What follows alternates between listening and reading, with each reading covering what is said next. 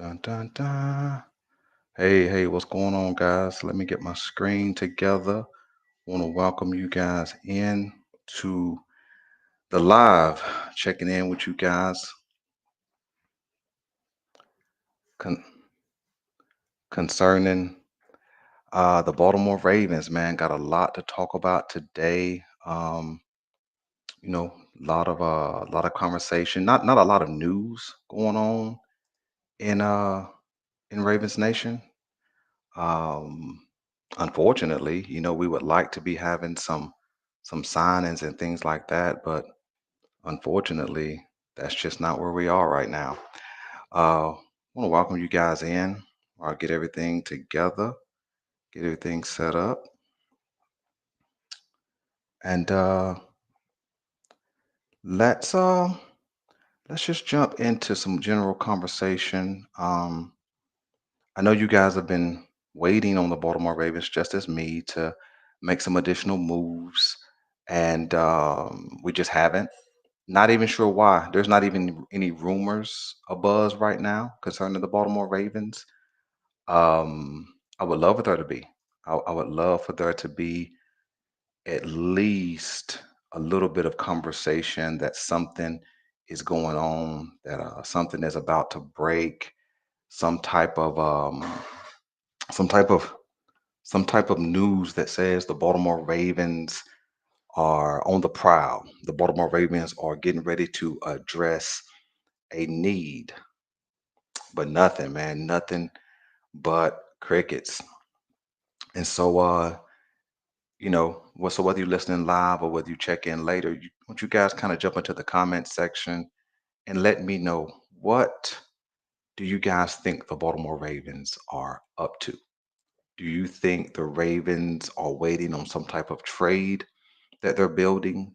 Do you think that they're waiting on the price for available free agents, those that are left? Do you think that they're waiting on that in order to make another move? Or do you think that they're just going to kind of sit still and wait on the draft? Because in truth, money's not the issue right now. You know, we have created some cap space, of course, with the Marlon Humphrey restructure. um, Ronnie Stanley and the rest of the crew, Patrick Ricard, DeAndre Hopkins, all of their contracts are already in and accounted for. Um, I don't know what the difference has been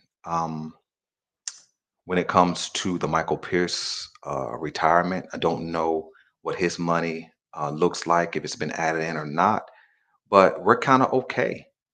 We were under the cap, of course, when the season started, and we're under the cap now. And I'm not saying we should just run right out and start signing, but I wish that, like I said earlier, I wish that the Baltimore Ravens would operate with a higher level of urgency, especially as the free agent market is getting thin. We absolutely have some needs that we need filled. And let's get into that really quick, right? So, what do you guys think is the difference between a team's need and a team's need for depth, right? I think that's the question we're kind of really into as Ravens fans. I think we have both. I think we have a need, meaning we need somebody to fill a position, and I think we also have depth needs. I think that when we get to our first topic, we'll definitely get into that. I think that we absolutely have needs, meaning open spots that we need starters to fill, and then I think we have depth needs. I think I think some of the aspects of our roster that's pretty stable, as I mentioned before.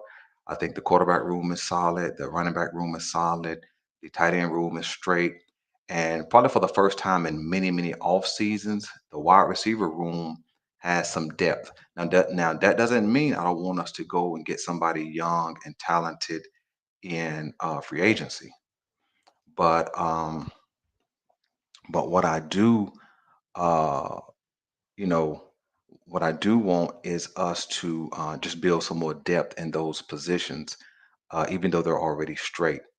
When you look at defense, our interior defensive line is straight. We have the starters, but I do think we need some depth pieces. When you look at the edge rush room is pretty stocked. You got Adafe and let's see, Tavis Robinson, Calvin Noy, Adisa Isaac. You have what's the other? David Ajabo, and so we have five already in place. And of course, we're going to get somebody in excuse me, in the draft for sure. But I think we need an upgrade, so it may be more of a need than a depth piece or a depth need. I think the interior linebacker position is questionable. I think that we have a need and we have a need for depth, so we do have both there. Does that mean I want somebody in the top of the draft? No, no, no, no. I actually want a veteran to come in and kind of hold down the second spot beside Roquan Smith. When we look at the back end, the cornerback has a need for depth, right? We could run out there right now and probably go Marlowe in the slot, Nate and TJ Tampa if we needed to fill those outside positions, but then we need some depth. We have a need for the depth. And then at safety, we have a need because we have a couple of young guys in Braid and Kane, but are they ready to play? And I think both of them slot in at the same position, which is more of a strong safety position. But at that free safety position, I guess that's what Darius Washington would play. We have a need because he's not signed. So since we are already off to the conversation about need, let me pull up. Let's see if it's over here. Let's get into our conversation for today. Okay. Let's see. Let's go over here and let's go right here. There we go. So our first topic is needs, and we just kind of went through and explained and talked about the difference between a need, meaning somebody to fill the position as a starter, and a depth piece or a rotational piece. And when you look at what I call our positional big board, I think this is my rank. This is how I would rank our priorities right now: cornerback, um, offensive guard specifically, and then safety. The reason why I have cornerback number one because as we stand right now, we do not have anybody to fill. We don't have anybody to fill that um, opposite Nate Wiggins position, right? Could Marlon Humphrey go back there and fill that position? Yeah, but at this point in his career, he's probably more of a slot. He's better suited for that. So we absolutely need somebody at a starting corner position. Yeah, we got TJ Tampa in the draft last year, and he's supposed to be a stud, but we have seen no signs of him at the quarterback position. So we don't really know what he's going to do. We don't really know what he's going to be. We can always lean on potential, but coming into his second season is actually going to be like a rookie season. So we're going to actually have to see him get on the field and show something before we can really rely on that. So I think our first need right now, whether it's free agency or whether we do it in the draft, is cornerback because that spot is open. I think that there are some pieces that could fit into that puzzle, and I'll share a couple of those with you here in a second. Um, I think the next vital piece that we need a starter at is offensive guard, and I definitely believe the Ravens will address this in the draft. I do. But when it comes to the draft, you can have somebody on your big board, right? You can have them picked out in the first round at pick 27, have two or three names. You could absolutely have them picked out in the second round, have two or three names, and none of those guys be available, right? And so I don't like um, how the Ravens tend to do some work in free agency and then lean heavy on the draft to kind of fill starting level positions. This is where we were last year as it pertains to the offensive line. We all remember Eric DaCosta saying something in line with uh, the offensive line will be better next year than that current season. And so I'm anticipating that he was counting on Daniel Falele, Roger Rosengarten, Tyler Linderbaum, and Ronnie Stanley coming back, and then maybe he was hoping that Voorhees would be the guy. But as of right now, we need a starter at that left guard position, and maybe even an upgrade at the right guard position. And so, offensive guard is my second need because you need that to protect the most important position on a field, on any field, and that's the quarterback position. Because in truth, if you really want to disrupt a quarterback, you get immediate pressure between the guard and the center, right? It takes a little bit longer for the edge to get there, but if you can get immediate pressure right over the guard in the center, you can disrupt everything offensively. And so I definitely think we need to address that. I would love to see us address that in free agency and also in the draft. And then safety. I got safety over edge as a need position because we need a starter at the safety position. Yeah, I think we can assume that our Darius Washington is going to sign his tender. I don't see anybody really coming along and picking up our Darius Washington. I don't think that anybody's coming before the draft to do that. I think there's a lot of safety talent in in the draft that a team could pick up without paying Davis Washington a 2 or 3 year deal. And so I do think he'll sign it, but at what point I really don't know. And so we may end up going into the draft and still have questions about that safety spot. And so Ardarius, man, get that deal done, man, so we can get this need taken off the board, and then we could replace it with edge. Because in truth, man, if you really look at our list, cornerback, offensive guard, edge, and if excuse me, safety, and then edge, we have four positions that need attention, and you don't always want to lean on a rookie to kind of fill in a position of need. Um, so let's talk about some fixes, right? When when you think about the cornerback position, as of this morning, 7:30, 8 o'clock, um, these two guys were still available. Arsante Samuel Jr. Now, I'd heard some conflicting reports. I'd read an article that Arsante Samuel Jr. had signed with the Saints. And maybe I just read the article wrong, but as of this morning, he was still listed as available. I know he has been linked to the Buffalo Bills, and there was another team he had been linked to, and then Rasul Douglas, who is from the Buffalo Bills. Um, let's start with Rasul Douglas. Rasul Douglas could be a fix. He could come in and be a starter, immediate veteran presence on the back end as Marlon Humphrey plays closer to the line of scrimmage at this point. Um, he didn't have his best of years in coverage necessarily, but I think that again he does provide veteran leadership. He is a lone corner. He doesn't have you know the speed that you would like, but I think that if we need somebody to step in and could come and could possibly be an upgrade over Brandon Stevens, and at this point, I think he would be. Rasul Douglas could do the job.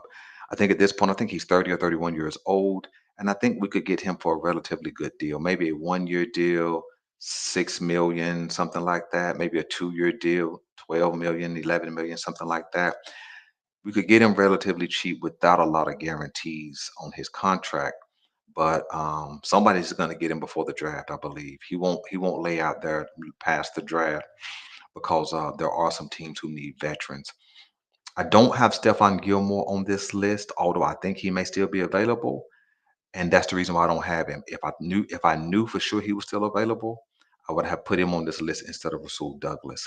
But let's talk about Asante Samuel Jr. He's a high end talent um, for the cornerback position. His problem has been that he's been hurt, and that's the only really knock on Asante Samuel Jr. is that he just hasn't been available for his team. He's only 25 years old. I think he's about 5'11", somewhere in there. And he does have ball hawk skills. He's good in press man, and he does have a tendency to get his hand on the ball, which is something we need. I think that I would love to see the Ravens sign him, right? I know that other teams have been linked to him. The Ravens haven't even been rumored to him, but I think he's the type of person that could change life opposite Nate Wiggins. He would definitely be an upgrade over Brandon Stevens, minus the injury concerns. But last year, I think he only played in 4 games because he was out, I think, either a bad back or a bad shoulder. But either way, he didn't have a lower body injury, which means his legs should still be alive. His legs are in good shape. And an off season where he should come in relatively healthy to where he can train could be beneficial for him. I don't think he's going to cost a whole lot. He's definitely not going to be up there where the upper echelon corners in this free agency market went. He's not going to command uh, 10 or $12 million a year. I think you could get him for less than what Brandon Stevens signed for, only because he did miss the majority of last season. I could see the Baltimore Ravens nabbing an Asante Samuel Jr. 2 years, 15 million, 2 years, 18 million, something like that. Not a lot of guarantees. Kind of a prove it deal of sorts, right? I don't. If it was Rasul Douglas, I say sign him for 1 year. But if it's Asante Samuel Jr., I say sign him for 2 years. Only because you want to give the young guy an opportunity to find his footing in Baltimore. And so that's why I'm leaning more in the direction of Samuel Jr. And besides that, he comes from good pedigree. His daddy was a top end corner for sure, and which is probably where he gets his knowledge base from as well. So you guys let me know whenever you watch this recording, this video. Let me know who you prefer, Rasul Douglas or Asante Samuel Jr., or if there is somebody else available, drop that into the comment section as well. All right, let's go to our second fix. I think there's two guys who could help out immediately at the guard position. That is Brandon Sheriff and Tavon Jenkins. Um, Again, at last check, both of these guys were still available. I'm leaning to more towards Tevin Jenkins only because he's younger, right? But he hasn't been available. But the same issue has been true for Brandon Sheriff. Brandon Sheriff was at one point one of the top end guards in the league, and injuries kind of derailed that, and then age also kind of derailed that. But he had a solid year for the Jacksonville Jaguars, that being Sheriff this past season, and played very well. And this could be an off season where he's not rehabbing, but he's able to train. I think that although I lean towards Jenkins on a 2 or 3 year deal to step into that left guard position or the right guard position, either one.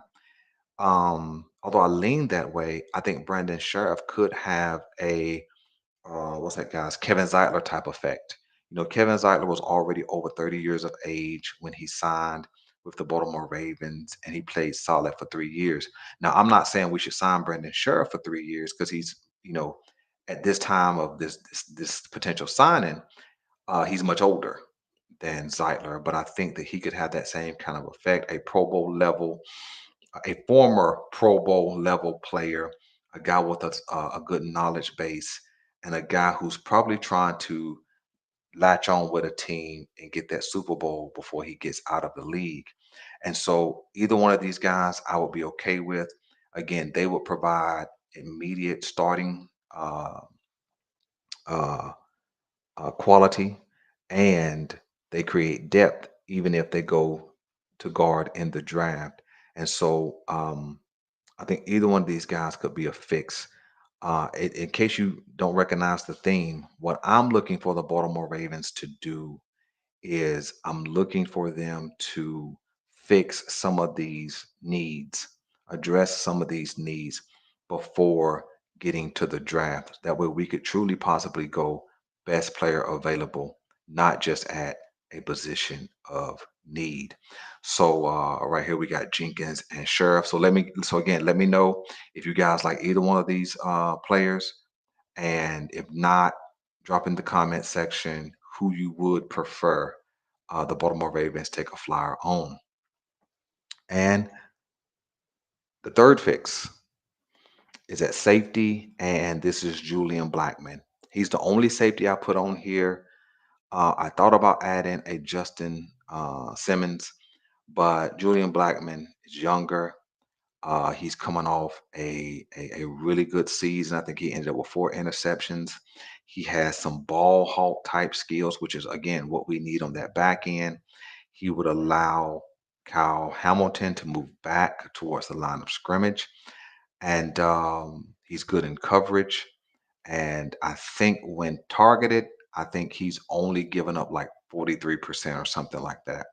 And so that's the kind of player we need on the back end. We need a player who can just simply control that back end, be solid in coverage. And I know free agent safeties kind of have us a little bit shell shocked, a little bit PTSD, excuse me, player trauma, stress disorder from the Marcus Williams signing. You know, that was a big deal, and we absolutely figured that we were ready to go. Right? We absolutely figured that Marcus Williams would be that ball hawk on the back end that we needed, and he wasn't. Right? Marcus Williams started out well with the Baltimore Ravens, but for whatever the reason, it just didn't pan out, right? He just wasn't able to contribute like we needed him to. Now he made a bag. He made a whole lot of money, but it definitely wasn't earned. And so I think that we absolutely need to get that safety spot filled before we get to the draft. Because in truth, right, if we're not taking the upside of Nick Emenwari in the first round. And what I mean by that is based on his physical ability, based on his speed, his height, his length, getting him in the first round, he has the most potential of all first round safeties, right? Malachi Starks, we already know what he brings to the table. There's another guy, and I can't remember another safety who's projected to go in the first round, but we kind of know what they are. But Nick Imawari, we absolutely know what he is, but there's so much more he can do with his athleticism. And it'd be exciting to see him back there with Kyle Hamilton. There is another safety that I'll talk about when we start out, get into the mock draft part of things, who I think that there's a lot of buzz around. And I would love for the Baltimore Ravens to be able to nab him early in the third or in the late in the third round at the safety position. But I don't want to be in a situation where safety is the position that we have to pick because that spot is still vacant. And so I think Julian Blackman for the right kind of price. It can't be, 15, 12 million dollars. It can't be that. And because it is getting ready to go into the third week of free agency, basically, I think that his number will continue to drop, and he may even be willing to sign a 1-year prove it deal for a lower amount. But again, I'm one of those guys. If you're getting a younger player, a veteran younger player is what I mean, I'm willing to give that 2 or 3 year deal so that they don't come in, ball out, their price skyrockets, and now we get into some type of bidding war or lose them in free agency.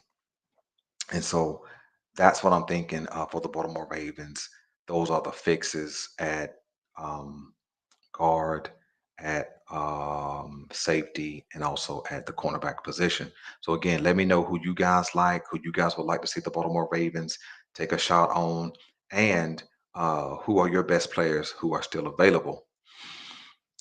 Let's get to I got a big time Q&A for you guys coming up on Saturday. We're probably going to go live about 9:30 a.m. um, and you'll get that post coming out within the next 24 hours. But I got a big time Q&A. I want to hear from you guys on a little bit of controversy concerning the Baltimore Ravens and Lamar Jackson. So we're going to get into that. Um, and I got some other conversations. We're going to go around the AFC North. We're going to talk about who has risen uh, their talent on their roster to a Baltimore Ravens level, who we should be worried about, and if anybody can take the crown from the Ravens in the North this season. So all of that will be coming up. Lamar Jackson, Baltimore Ravens conversation. We'll talk about some draft stuff, and then we'll be talking about the AFC North that's coming up on Saturday. But let's get into um, another topic of conversation. Let's get into this draft talk, right? So this is, like I said before, this is mock draft season, and a lot of things are going on, right? And let's see, turn that page. So a lot of things are going on, and so I want to hear from you guys. Do you think the Baltimore Ravens should trade in the first round, up or down, right? Should we trade or not to trade in the first round? My inclination is that the Baltimore Ravens are not likely to trade up. That is, I do not believe they're going to trade up, but I do think there's a possibility that they trade down. And the reason why is I think that they love draft picks, and this is a defensive rich draft in multiple positions. Cornerback position is deep. The cornerback quality depth goes about 15 to 20 players deep. Now, when I say 15 to 20 players deep, that doesn't mean you're getting day one starters. But you do have guys who could step in and immediately be a rotational piece. You absolutely do have that kind of talent in this draft for sure. And whether you get somebody in the first round who's going to come in and try to be a day one starter, second round, you could get that same kind of talent, somebody who could come in and be a day one starter. Or if you get somebody in the fourth or fifth round who could just come in and give you some rotational minutes, any way you cut it, there is ability to get good players throughout this entire draft. And so, when we're thinking about the draft, defensively is deep. Defensive tackle position is deep. You could probably go 20 to 25 players deep. And I know that's kind of far fetched if you guys haven't been studying the draft and you don't watch college football. I don't watch a lot of college football, but I have been watching mock drafts for the Ravens, but also mock drafts for other teams. And every time I look at a mock draft, guess what I see? What position pops up? Defensive tackle. I see defensive tackles going through all of the draft, and I'll even read the commentary about that defensive tackle. The defensive tackle class this year is deep. And one thing we're going to need as Ravens is we're going to need defensive tackle talent with Brett Urban being a free agent, with Michael Pierce retiring, and probably needing an upgrade for Broderick Washington. We're going to need some defensive tackles. And so I do see the Baltimore Ravens grabbing two of those guys in the draft. I see the Baltimore Ravens probably picking up two corners in the draft. And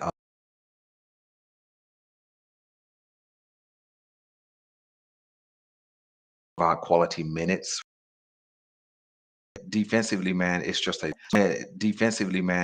lot of the edge rush position, guys who can come in and make a solid impact from day one. It probably goes 10 deep. Once you get past that 10 guy, you get into more projects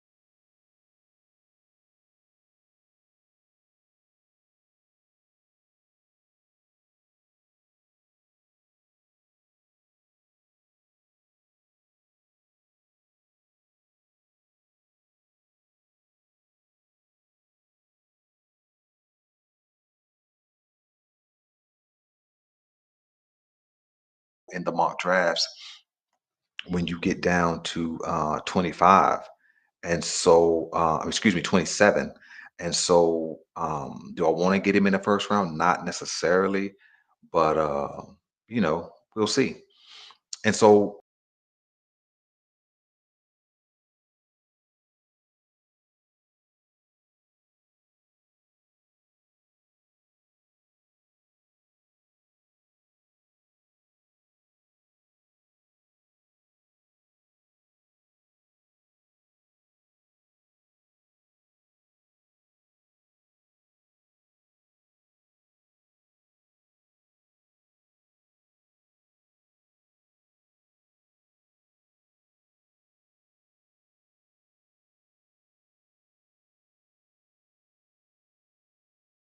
playing around with the mock draft simulator, and what I want to do is I want to show you guys two drafts, two potential trades backwards. And what I want to do is I want to see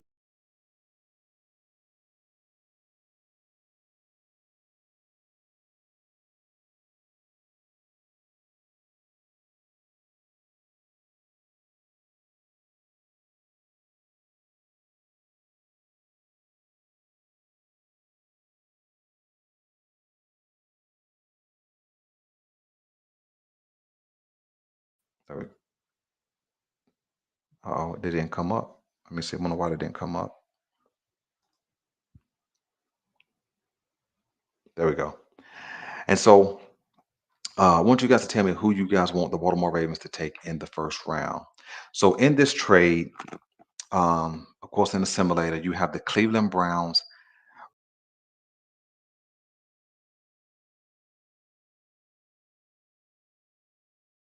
the later fourth round, or maybe that's a fifth round pick, pick 33, first pick in the second round, and also pick 67.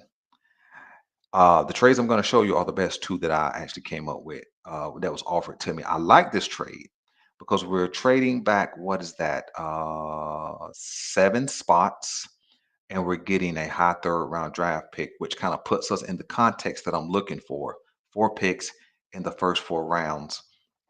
And so it kind of comes off more as of a pick swap. We trade the first round, seven spots to pick up basically 80 spots if we're just looking at it in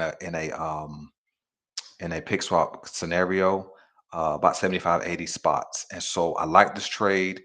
I'm willing to do this trade, but you guys let me know what you guys think about this trade. Do you prefer this one, or do you prefer this trade? It's by the Kansas City Chiefs. They want to trade.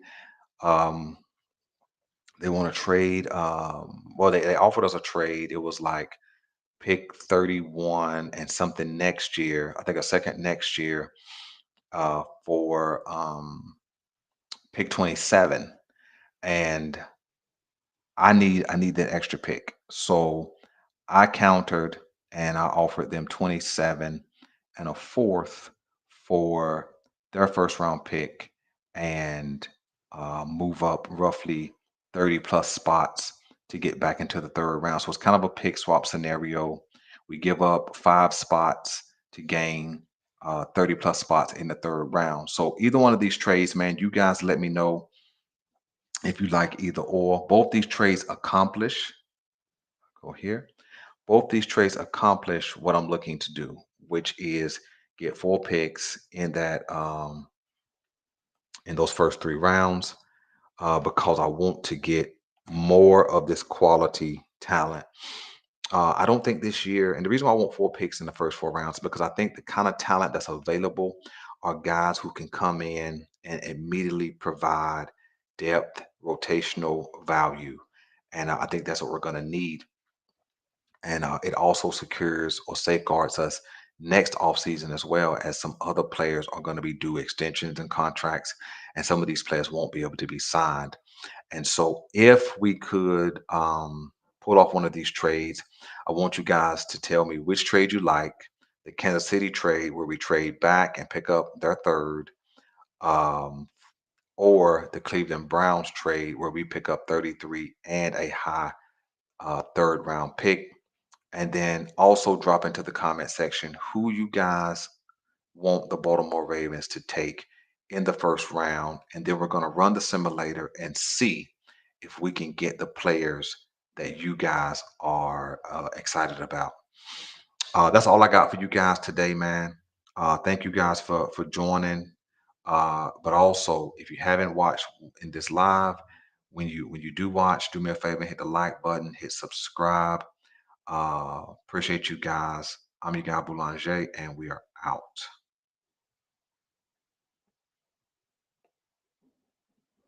All right. Oh, something has gotten over the screen. Let me do it this way. Oh, everything's messing up for me to get out of this live.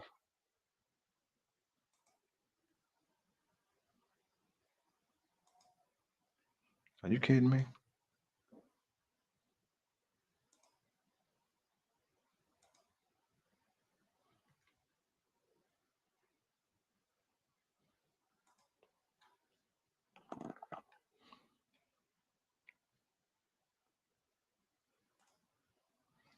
All right.